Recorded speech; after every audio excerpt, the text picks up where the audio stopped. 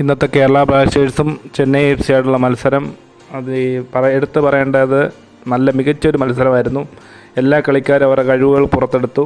സച്ചിൻ സുരേഷ് കുറേ കളികളിൽ മൈനസായിരുന്നു.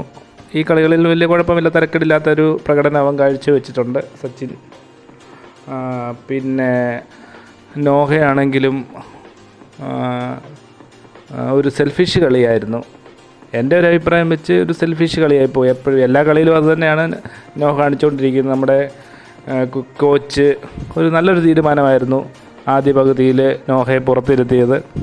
അതുകൊണ്ടാണ് അത്രയും മികച്ചൊരു കളി നമുക്ക് കാഴ്ചവെക്കാൻ പറ്റിയത്.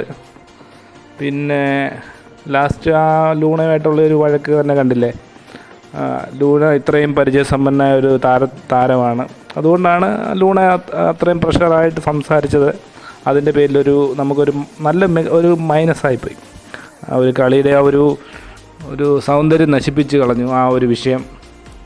എൻ്റെ അഭിപ്രായം അതാണ്. പിന്നെ നിങ്ങളുടെ അഭിപ്രായം എന്താണെന്ന് നമുക്ക് കമൻറ്റ് ചെയ്യുക.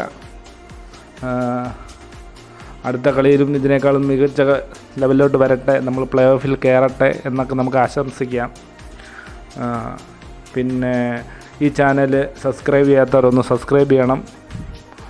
അതൊക്കെയാണ് ഇന്നത്തെ വിഷയം. Okay, by.